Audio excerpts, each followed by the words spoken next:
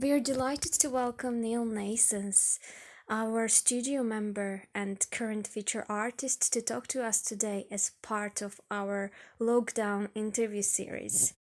Thank you so much for being here with me and agreeing on doing this virtual interview in the absence of any other better way.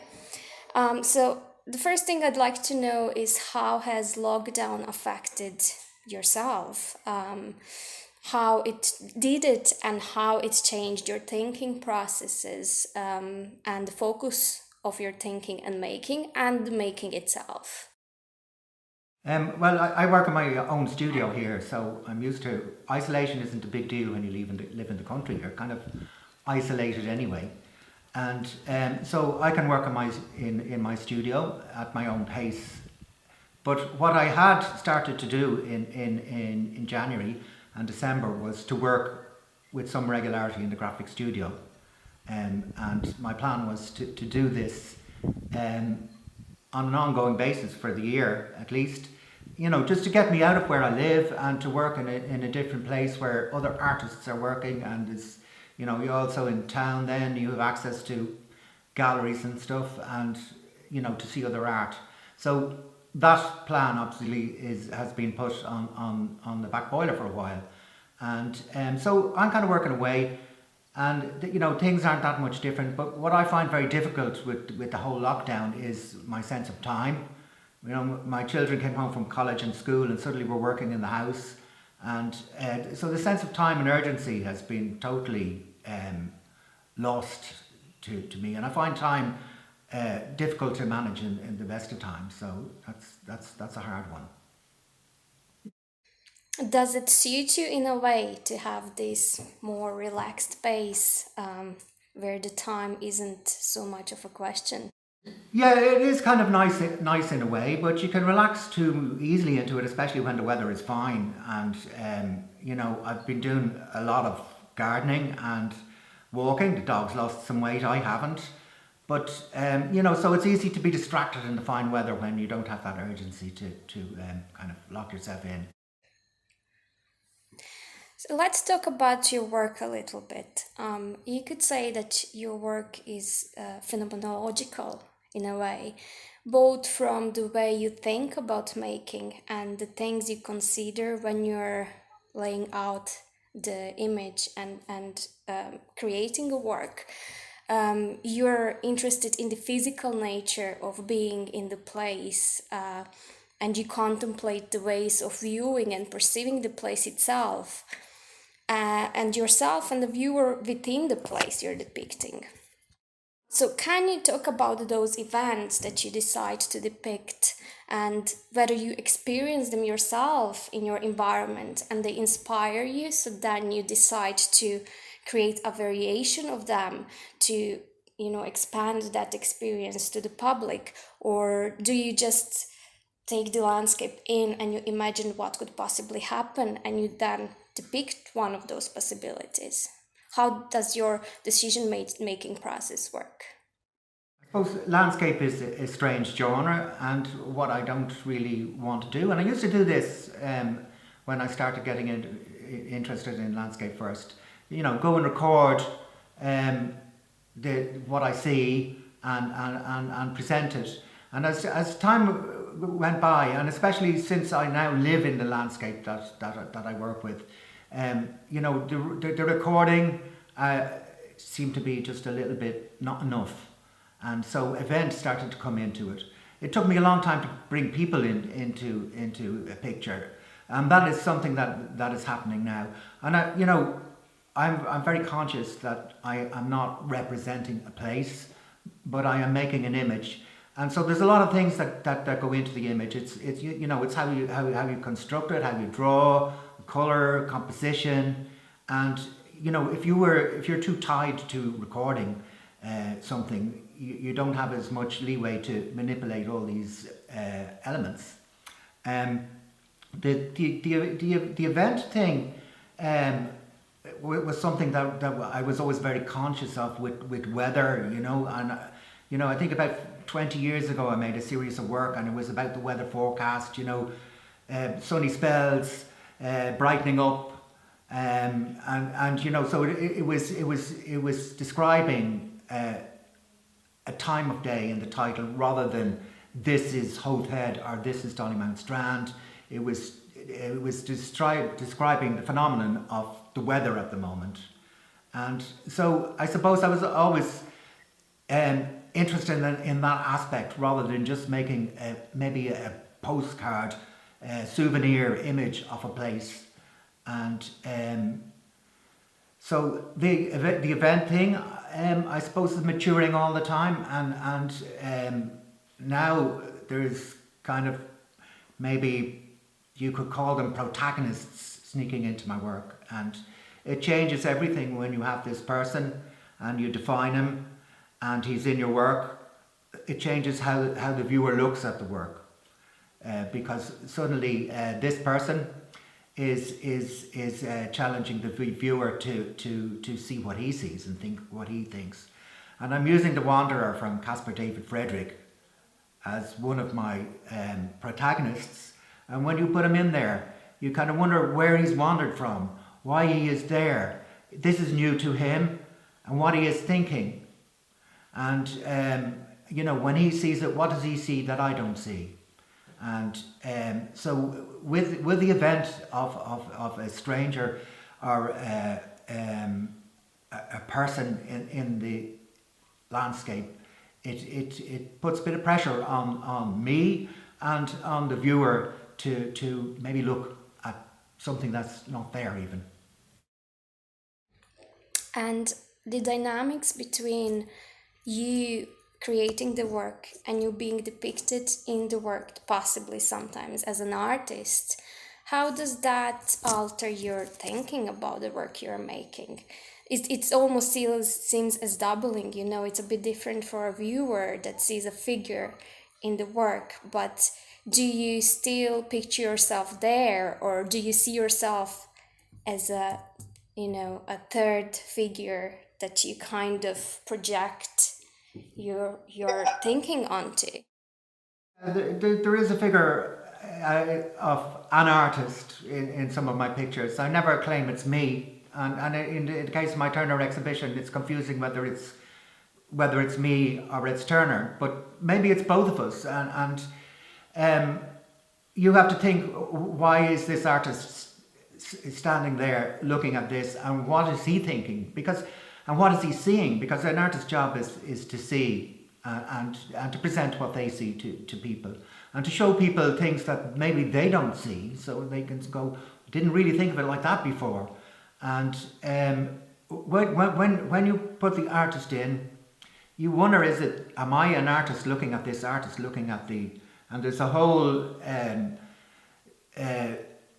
if you like, selection of ways of looking at the picture then, and I really like that. You know, I like the idea that pictures have pictures, and they're not, this is not a mountain, this is not a tree, this is a picture of a mountain.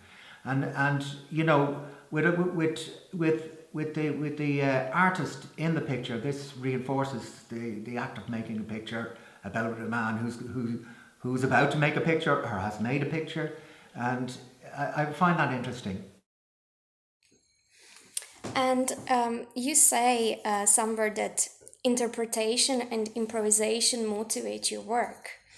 But printmaking, it is not quite forgiving medium. So how do you find ways to be playful and improvise and make each work a new adventure that makes you think and wonder while staying true to your way of making? You say you've developed this drawing syntax where you combine two mediums, drawing and etching, and you transgress between them. Can you talk about that a little bit? Yeah, I see myself as a draftsman, basically. I draw, and you know, I draw different ways. When I was young and my eyesight was really good, I used to do really fine hatching, which I can't do now. And so I kind of try and develop my drawing to suit what I am drawing and what I am making. And the medium of etching I really like, because it is demanding, and you know, there are restrictions. There aren't as many things as you can do if you have a set of 20 brushes and a set of 50 colours. and so you're kind of restricted maybe in your choices in etching, but I think that drives you then to explore. You have to think how to do things. So I see making an etching like a puzzle, that you have to produce something within the medium that mightn't be suited for the medium, and in solving that problem, it becomes part of making the image.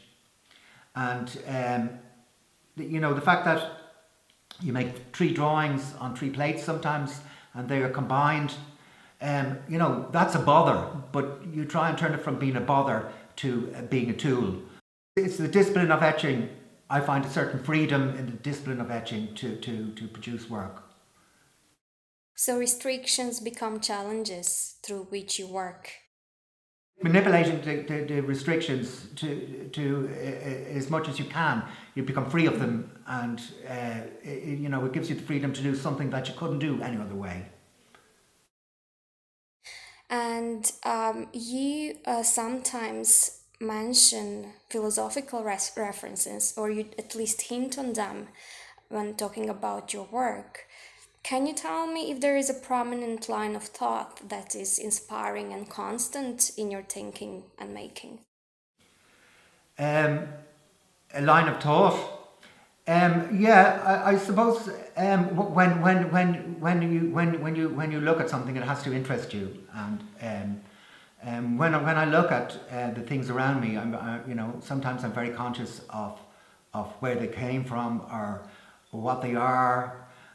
Like the mountains where we live are old Caledonian red sandstone, and they're millions of years old. They rose in the southern hemisphere, and over millions of years they ended up here in Ireland, whittled down by 5 ice ages to make them look like what they are.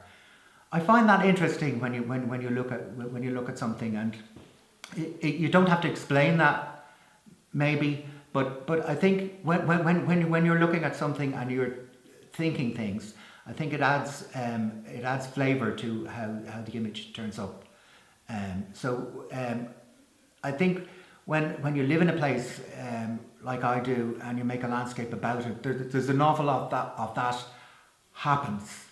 And so there are ideas that I have that maybe the viewer never will have, but yet it adds colour to the work. I was looking at Burke when I was doing the work on Turner, and especially his book on the sublime and the beautiful, and it was the ideas about how we look and see things, and it was ideas about why artists look at things and what they do, and he affected romanticism and how the romantics looked at nature. And I found that this was very interesting, that people would have ideas about why they would make a landscape that is not necessarily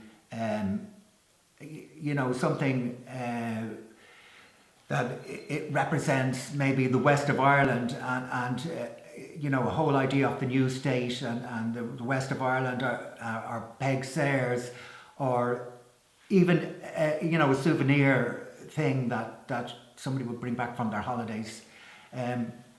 I find it very interesting if there is more ideas behind a landscape than that, and so philosophical ideas as well as artistic ideas. And I think the more that you think, and that the more things that come into play in your work. And I suppose what people always sometimes think about landscape places is that it's a place to stop and reflect and